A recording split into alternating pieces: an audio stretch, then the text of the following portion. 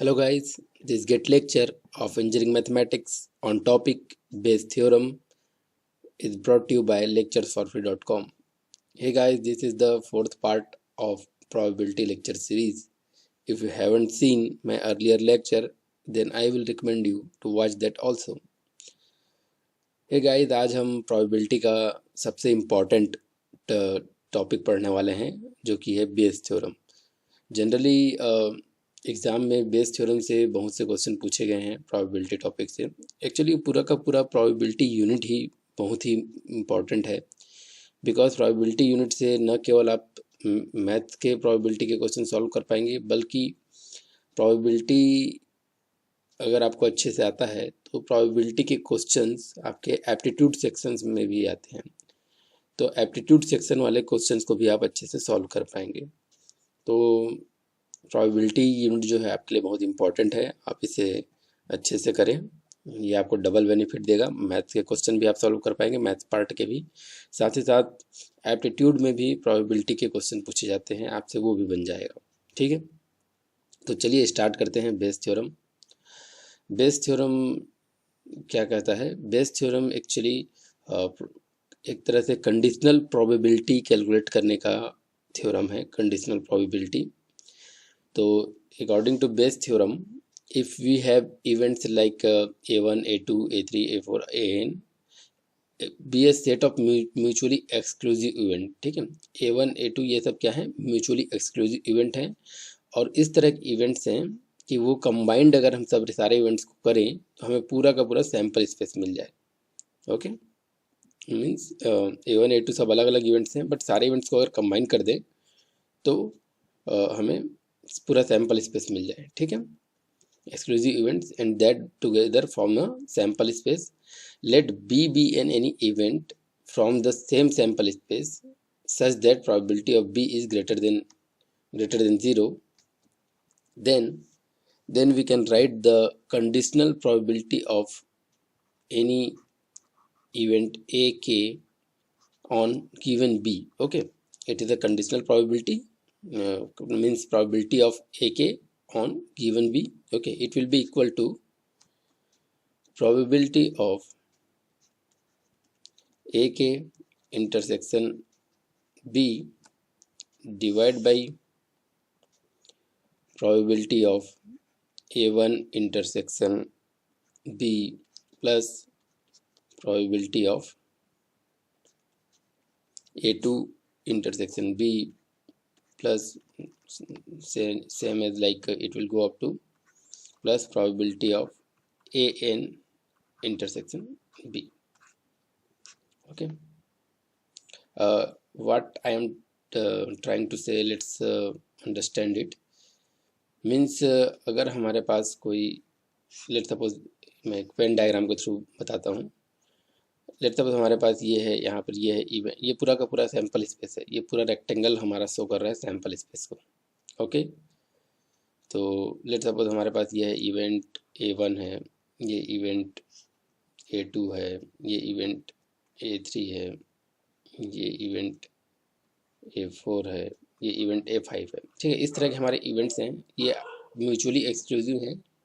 Okay, means एक दूसरे पे ओवरलैप नहीं कर रहे हैं, बस अलग अलग हैं। और बट्स अगर हम सारों को कंबाइन कर दें तो हमें पूरा का पूरा सैम्पल स्पेस मिल जाए। ओके, अगर हम सारों को कंबाइन कर दें तो हमें पूरा सैम्पल स्पेस मिल जाए, इस तरह के इवेंट्स हैं। ओके, और लेट सपोज कोई हमारे पास इवेंट बी है, लेट सपोज ये कोई एक इवेंट बी है। ओके, तो अगर event B is happening, then what is the probability of that it is from any event A1, it will be even from A1 or A2 or A3. Okay, let's suppose this is B, then what is the probability that it is from A1, A2 or A3 or A4? Okay, like if this is B, then we have to calculate this probability like this or this or this. Okay, so conditional probability. Okay, अगर आपको ये ज़्यादा अच्छे समझ में नहीं आ रहा है तो हम इसे एक एग्जांपल के थ्रू देखेंगे, जिससे हमें ये पूरा क्लियर हो जाएगा कि हम क्या कहना चाह रहे हैं। ओके, इसे हम एग्जांपल के थ्रू देखेंगे तो ये और अच्छे से हमें क्लियर हो जाएगा। ओके, तो देखिए यहाँ पर ये जो दिया हुआ है P ए के इंटरसेक्शन बी, या फिर यहाँ पे दिया हुआ है P A one intersection B. तो इसे कैसे कैलकुलेट करते हैं, चलिए ये देखते हैं।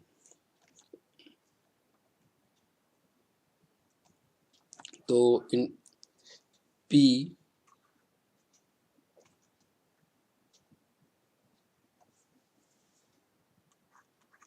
ए के इंटरसेक्शन बी, इसे कैलकुलेट करने के लिए जैसा कि हम लोग पिछले रूल्स ऑफ प्रोबेबिलिटी में देखे हैं कि इंटरसेक्शन वाला हम लोग कैलकुलेट कर सकते हैं इस तरीके से, P A K into probability of B on given A K. Okay, ऐसा ही हम लोग रूल्स में देख चुके हैं कि इंटरसेक्शन वाला इस फार्मूले से कैलकुलेट होता है। Okay, similarly we can write P A one intersection B is equal to P A one into P B on given a1. Similarly we can write p a n intersection b is equal to p a n into p b on given a n. So इन सारी values को हम इसमें put कर सकते हैं। तो हमारा ये जो इक्वेशन है, ये इसको हम इस तरह से भी लिख सकते हैं। इसको हम लोग लिख सकते हैं p a k on given b is equal to p a k into p b, sorry okay सही है, a k divide by, okay इसकी जगह पे हम लोगों ने ये लिख दिया, इसकी जगह पे ये लिख दिया, ठीक है। फिर इसकी जगह पे हम लोग ये लिख देंगे p a1 into P B on given a1 plus P a2 intersection b की जगह में हम लोग लिखेंगे p a2 into P b2, sorry b2 नहीं, यहाँ तो ये केवल b होगा, b1 b2 नहीं होगा, b ऑन गिवन a2 होगा। Okay, plus up to infinity plus probability of an into probability of b on given an. Okay, so it will be like this. Okay, so हमें अगर question में ये पूछा है, ओके तो हम एक एक टर्म्स को इंडिविजुअल कैलकुलेट करेंगे, ओके और लास्ट में ये फार्मूला अप्लाई कर देंगे तो हमें आंसर मिल जाएगा। लाइक वी कैन, हम लोग कैलकुलेट कर लेंगे P A one A two P A two P three, then हम ये कैलकुलेट कर लेंगे। ओके, फिर इस फार्मूला में अप्लाई करेंगे तो हमें फाइनली ये कंडीशनल प्रोबेबिलिटी मिल जाएगी। ओके ओके, अगर अभी आपको ये क्वेश्चंस ऐसा ये फार्मूला अगर थ्योरम समझ में नहीं आ रहा है तो एक सैम्पल क्वेश्चन देखेंगे, उससे हमें पूरी तरह से क्लियर हो जाएगा कि मैं क्या कह रहा हूँ। A1 A2 A3 mutually exclusive और कंबाइंड होकर सैम्पल स्पेस बनाएं, इसकी ये किस तरह का एग्जांपल हो सकता है, ये हम एग्जांपल देखेंगे तो आपको समझ में आ जाएगा। ओके, और B जो कि इनका कंबाइंड इवेंट है वो क्या है, और जब B दिया हुआ है on given B what will be probability of A के, इस टाइप के क्वेश्चन चलिए देखते हैं। देखिए ये क्वेश्चन देखिए, इसमें लिखा हुआ है कि 3 companies XYZ supplies the computer to a university. Okay, the percentage of computers supplied by them are them is given. Okay, these are the percentage of computers supplied by company X1, some company X, Y and Z. Okay, and the probability of those being defective are tabulated below. और ये दिया हुआ है कि अगर ये supply कर रहा है तो उसके डिफेक्टिव होने की प्रोबेबिलिटी क्या है, वाई सप्लाई कर रहा है तो उसके डिफेक्टिव होने की प्रोबेबिलिटी क्या है, जेड सप्लाई कर रहा है तो उसके डिफेक्टिव होने की प्रोबेबिलिटी क्या है। Okay, then given that computer is defective, देखिए यहाँ पे आपको दिया हुआ है given that computer is defective, means एक प्रोबेबिलिटी दी हुई, एक इवेंट दिया हुआ है कि computer is defective, then it is asking what is the probability that it is supplied from Y. Okay, देखिए तो ये क्या पूछ रहा है आपसे, एक तरह से कंडीशनल प्रोबेबिलिटी पूछ रहा है। ओके, तो हम बेस थ्योरम को अप्लाई करते हैं जहाँ पे हमें इस तरह का कुछ कंडीशनल प्रोबेबिलिटी पूछ रहा है। तो ये एक तरह से कंडीशनल प्रोबेबिलिटी पूछ रहा है। क्या कंडीशनल प्रोबेबिलिटी है? It is asking us find out the probability of that the computer is supplied from Y, okay, when the given computer is defective।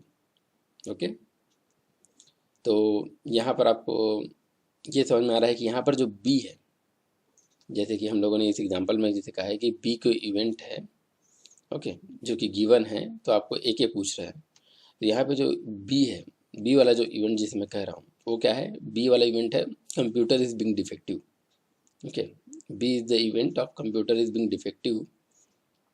और जो A1 A2 A3 जो इवेंट्स हैं, वो A1 A2 A3 क्या है कि वो किस सप्लायर के द्वारा सप्लाई की गए हैं। ठीक है, लेट सपोज मैं probability of, let suppose X लिख रहा हूँ। Probability of X is probability of supplying computers by company X.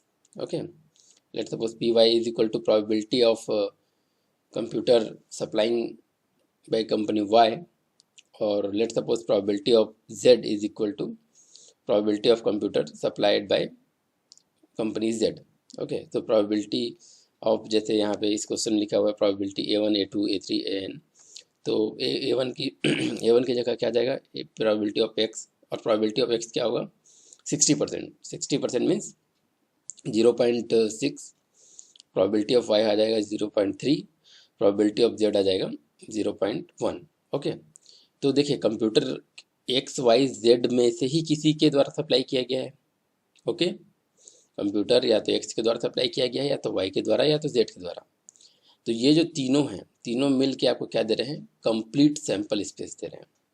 Okay, complete sample space दे रहे हैं मीन्स, और हम जानते हैं सैंपल स्पेस की प्रोबेबिलिटी कितनी होती है? 1। तो आप इसको ऐड करके भी दे सकते हैं। इसको तीनों की प्रोबेबिलिटीज़ को अगर आप ऐड करेंगे तो आपको 1 मिलेगा। लाइक एक्स की प्रोबेबिलिटी क्या है? 60% या फिर 0.6। वाई की प्रोबेबिलिटी क्या है? 30%, ये means 0.3।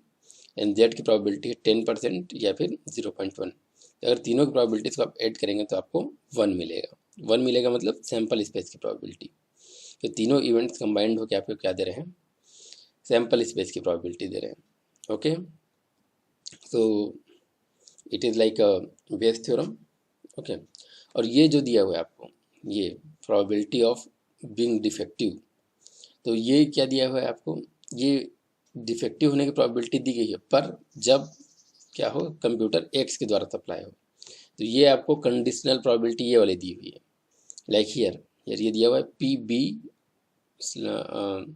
when A1 is given, okay, PB when A2 is given, PB when A3 is given. So it is like a probability of being defective when it is supplied from X. So it is the probability of being defective when it is supplied from Y, and it is the probability of being defective when it is supplied from Z. Okay, तो ये आपको conditional probability दी हुई है कि defective होने की probability दी हुई है आपको कि डिफेक्टिव होगा अगर वो जेड के द्वारा सप्लाई किया गया है तो। ओके, उसकी प्रोबेबिलिटी दी हुई है। और आपको कुछ रिवर्स रहा है कि कंप्यूटर डिफेक्टिव है, आपसे पहले से बोल दे रहा है। ठीक है, और प्रोबेबिलिटी पूछ रहा है कि क्या प्रोबेबिलिटी है कि वो वाई के द्वारा सप्लाई किया गया है। ओके, तो इसमें एक कंडीशनल प्रोबेबिलिटी आपको दी हुई है और उसका रिवर्स कंडीशनल प्रोबेबिलिटी आपसे पूछ रहा है। तो ऐसे क्वेश्चंस में हम बेस थ्योरम अप्लाई करते हैं। तो चलिए इसमें अप्लाई करने के लिए हम लोग सीरियली जैसे सारी वैल्यूज़ को कैलकुलेट करते हैं 1 by 1, फिर उसमें हम लोग वो फार्मूला को अप्लाई करेंगे। तो लेट सपोज मैं सारी वैल्यू को अप्लाई करने के लिए इसको ऐसे टेबलेटेड फॉर्म में बना लेता हूँ। यहाँ पे लिख लेता हूँ एक्स, यहाँ पे वाई, यहाँ पे Z. Okay, so let suppose I am telling probability of X, it is representing probability that computer is supplied from company X.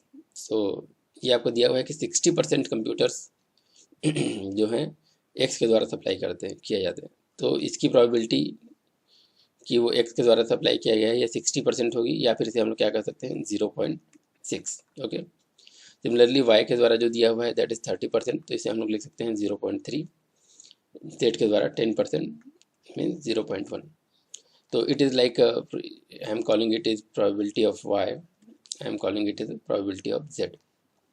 Okay, तो ये जो प्रोबेबिलिटी है, probability of x, probability of y, probability of z, this three are the mutually exclusive. ठीक है, mutually exclusive means अगर computer, कोई एक particular computer x के द्वारा सप्लाई किया गया है तो डेफिनेटली वो कंप्यूटर y और z के द्वारा सप्लाई नहीं किया गया है। ओके, तो these three events are mutually exclusive events as well as ये तीनों इवेंट्स कंबाइंड होके हमें क्या दे रहे हैं, सैम्पल स्पेस दे रहे हैं। मीन्स अगर कोई भी एक कंप्यूटर हम उठा लें तो वो या तो x के द्वारा सप्लाई किया गया होगा, या तो y के द्वारा, या तो z के द्वारा। मीन्स ये तीनों कंबाइंड होके हमें कंप्लीट सैम्पल स्पेस दे रहे हैं। हम तीनों की प्रोबेबिलिटीज़ को ऐड करेंगे तो भी हमें कितना मिलेगा, 1 मिलेगा, and 1 is the probability of sample space. Okay, so these three are the mutually exclusive events, as well as when we are combining this together then it is giving us complete sample space। okay, now जैसे कि हम लोग इस formula में देख सकते हैं, ये तो हमारा ये हो गया PA1 A2 A3 निकल गया हमारा।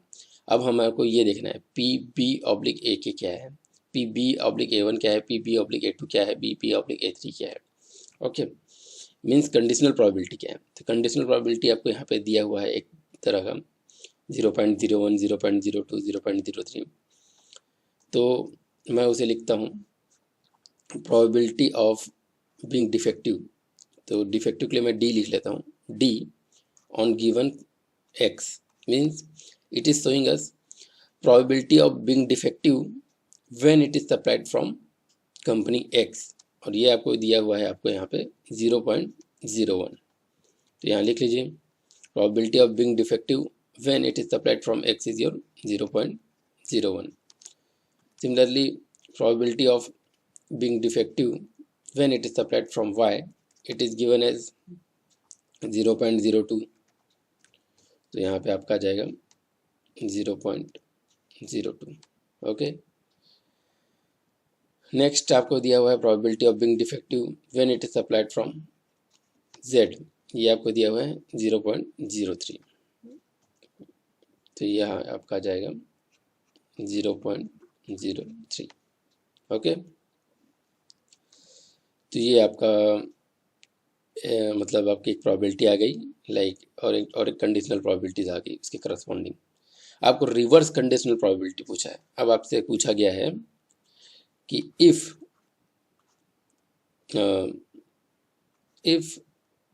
गिवन, आपको गिवन दिया हुआ है कि it is defective, given that computer is defective then probability that it is supplied from y। तो it is a reverse conditional probability. तो रिवर्स कंडीशनल प्रोबेबिलिटी आपको गिवन है कि इट इज डिफेक्टिव, तो what is the probability that it is supplied from y, means आपसे PY line D ये पूछा हुआ है आपको। तो इसके लिए अगर आप ये वाला फार्मूला लगाएंगे, ये वाला फार्मूला, तो क्या लिख सकते हैं, AK की जगह में हमारा y है और B की जगह में हमारा D है। ओके, और A1 A2 A3 ये हमारे क्या है, PX PY PZ है। ओके, और तो सिमिलरली ये फार्मूला हमारा इस तरह से दिखेगा। चलिए मैं लिख लेता हूँ, ये हमारा हो जाएगा PY into PD y divide by PX into PD x plus PY into PD y plus PZ into PD on given z, D on given z। Okay, तो हमारा जो बेस थ्योरम का फार्मूला है वो इस क्वेश्चन के लिए इस तरह से दिखेगा। ठीक है, तो इसमें आपको सारी वैल्यूज पता है, PX PY और PZ पता है। ये हमारे पास क्या है, ये PX है, ये PY है, ये PZ है, और PD ऑन गिवन x ये भी पता है, PD ऑन गिवन y ये भी पता है, PD ऑन गिवन z ये भी पता है। तो हमारे पास सारी वैल्यूज नोन है, जस्ट हमें सारी वैल्यूज को पुट करना है इसमें और आंसर लाना है। तो चलिए एक एक वैल्यूज को पुट करते जाते हैं। और तो हमें कैलकुलेट करना है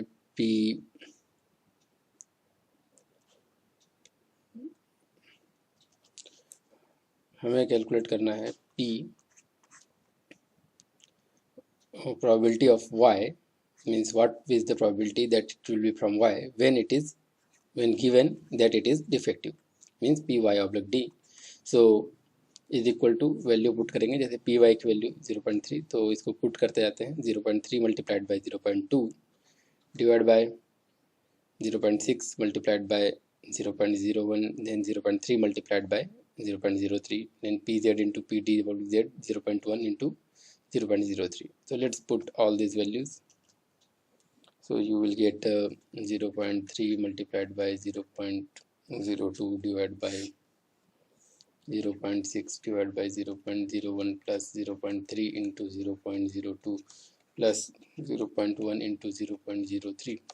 So it will be equal to your 0.006 divided by 0.015. So it will be like 0.4 you will get. So let's see the options in which option you are getting 0.4. So here we can see that in option D, we are getting the 0.4. So our right answer is option D. Okay. So now let's see the let's see one more question. Okay. So in this question, suppose we have two bags. Bag 1 contains 2 red, 5 green marbles. Bag 2 contains 2 red and 6 green marbles. A person tosses a coin, and if it is head, it goes to bag 1 and draws the marble, and if it tails, he goes to bag 2 and draws the marble. Then in situation, first, what is the probability that marble drawn is red? Okay, and second, given that the marble draw is red, then what is the probability that it come from bag 1? तो देखिए दोस्तों, इस question में दो चीज़ें पूछी गई हैं. पहला जो प्रोबेबिलिटी पूछा गया है, ये तो जनरल एक प्रोबेबिलिटी पूछी गई है आपसे, तो इसमें हम बेस थ्योरम अप्लाई नहीं करेंगे. इसे हम इससे पहले जो रूल्स देखे हैं उसके थ्रू बनाएंगे. ओके, बट जो सेकंड है, जो पार्ट बी है इस क्वेश्चन का, उसमें हमसे कंडीशनल प्रोबेबिलिटी पूछी गई है. मीन्स आपको दिया हुआ है condition that the marble is red. Okay, marble is red, और उसके बाद आपसे पूछी गई है then what is the probability that it come from bag 1. Okay, तो it is a conditional probability. Bayes theorem हम तभी अप्लाई करते हैं जब हमसे कुछ कंडीशनल प्रोबेबिलिटी पूछा जाता है. ठीक है, आपको एक कंडीशन गिवन होती है, देन व्हाट और कुछ अलग चीज़ की प्रोबेबिलिटी पूछी जाती है. जैसे इसमें एक कंडीशन दी हुई है, given that marble draw is red. Okay, and what is the probability that it come from bag 1. Okay, साथ ही साथ हमारे पास ऐसे इवेंट्स होने चाहिए जो कि म्यूचुअली एक्सक्लूसिव हों और कंबाइंड होकर जो वो सैम्पल स्पेस दें. तो यहाँ पर हमारे पास इवेंट उस तरह का क्या है कि मार्बल या तो बैग 1 से ड्रॉ किया गया है और या तो बैग 2 से ड्रॉ किया गया है. ओके, तो this two events means drawing it from bag 1 and drawing it from bag 2 is like mutually exclusive events. Okay, और चूंकि किसी न किसी एक बैग से ड्रॉ किया ही गया है, तो वो दोनों को अगर हम कंबाइंड कर दें तो that will give us the complete sample space. Okay, ठीक है. तो चलिए सबसे पहले पार्ट ए सॉल्व कर लेते हैं. सो पार्ट ए सॉल्व करने के लिए हमें एक चीज़ें पता होनी चाहिए कि बैग 1 को सेलेक्ट करने की प्रोबेबिलिटी क्या है और बैग 2 को सेलेक्ट करने की प्रोबेबिलिटी क्या है. Okay, what is the probability of selecting bag 1 and what is the probability of selecting bag 2. तो जैसे क्वेश्चन में दिया हुआ है कि वो जो पर्सन है वो कॉइन को टॉस करता है और हेड आता है तो बैग 1 सेलेक्ट करता है और टेल आता है तो बैग 2 सेलेक्ट करता है. तो अगर एक फेयर कॉइन को टॉस किया जाए तो हेड आने की प्रोबेबिलिटी भी 1/2 है और टेल आने की प्रोबेबिलिटी भी 1/2 है. तो बैग 1 को सेलेक्ट करने की प्रोबेबिलिटी भी हमारी 1/2 होगी और बैग 2 को सेलेक्ट करने की प्रोबेबिलिटी भी 1/2 होगी. ओके, दूसरी चीज़ हमारे पास ये दिया हुआ है कि हमें निकालना क्या है, what is the probability that marble draw is red.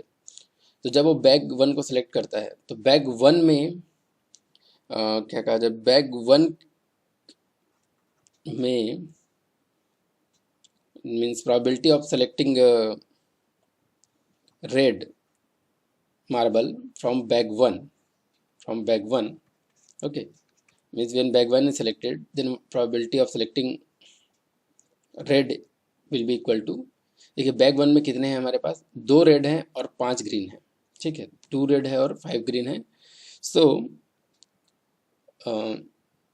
there are total 7 marbles, so you can say their sample space 7, and to selecting red means to selecting 2 marbles from out of 7, the probability of that will be 2/7, okay, क्योंकि यहाँ पे 2 red marbles हैं, 2 red marbles and 7 green marbles हैं, total 7 marbles हैं, उसमें से red को select करने की probability will be 2/7 because there are 2 red marbles, okay.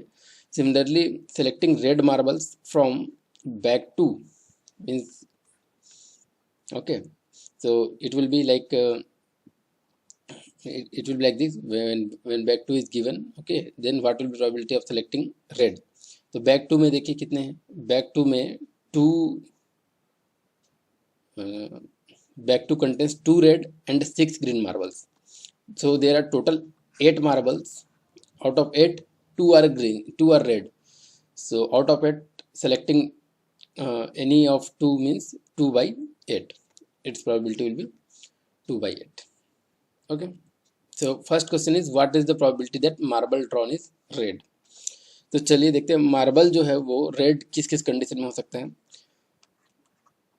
probability of marble to be red इस will be, देखिए probability जो है मार्बल के रेड होने की 2 कंडीशंस हो सकती हैं, या तो हम बैग 1 सेलेक्ट करें और उससे हम लोग रेड मार्बल सेलेक्ट करें, ठीक है, या बैग 2 सेलेक्ट करें और बैग 2 से रेड मार्बल सेलेक्ट करें. तो whenever I am telling और या फिर and, whenever I am telling and means we will multiply, means I am selecting bag 1, okay, and whenever I am telling and means I am multiply the probability, and I am selecting red from bag 1, or whenever I am telling or means I will write plus here, or select bag 2 means probability of selecting bag 2, and whenever I am telling and means I am multiplying, and I am selecting red from bag 2, okay. So whenever I am telling and, then I will multiply the probability. Whenever I am telling or means I am adding the probability, okay. So I am telling either select bag 1 and select red from bag 1, or select bag 2 and select red from bag 2, then only we will get red marble, okay. So our probability formula will be like this. So we have all the things. Probability of selecting bag 1 is half. Probability of selecting red from bag 1 is, here we can see it's 2/7. So let's write it 2/7 plus probability of selecting bag 2 is half. Probability of selecting red from bag 2 is, like here we can see 2/8, okay. So write it 2/8, okay. So we can write it this 2 will cancel, means 1/7 plus 1/8 means you can say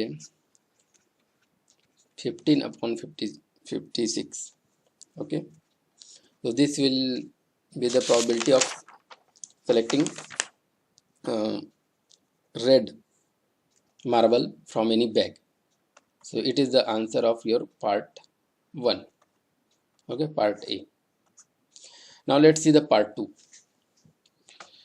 Part 2, what is saying, given that the marble draw is red, okay, red is given, then what is the probability it came from bag 1. So it is like asking the conditional probability. आपसे conditional probability पूछा जा रहा है.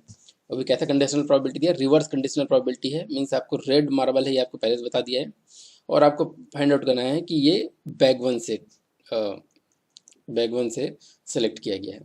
तो आपको find out करना है probability of that it will be from bag 1 on given that the marble is red, okay. तो इसको आप बेस थ्योरम में ये वाला फार्मूला अप्लाई कीजिए. बेस थ्योरम का जो फार्मूला होता है ये वाला, इसको आप इस कंडीशन के लिए अप्लाई करेंगे तो आपका फार्मूला कुछ इस तरह से दिखेगा इस केस के लिए। P bag 1 into P R oblique bag 1 divided by P bag 1 into P R given bag 1 plus P bag 2 into P read on given bag 2. Okay, so we have all the things. Probability of bag 1 we have 1 by 2, probability of bag 2 we have given 1 by 2, and the probability of this red on given bag 1 and probability of red on given bag 2, this is also we have. Okay, like this is I we have this है, we have ये हमको दिया हुआ है, यहाँ पे ये दिया हुआ है, तो सभी के वैल्यूज़ को जस्ट हमें वहाँ उस फॉर्मूले में पुट करना है। तो चलिए पुट करते हैं। Probability of selecting bag 1 is your 1 by 2. Probability of selecting red from bag 1 is 2 by 7. Probability of selecting bag 1 is 1 by 2. Probability of selecting red from bag 1 is 2 by 7.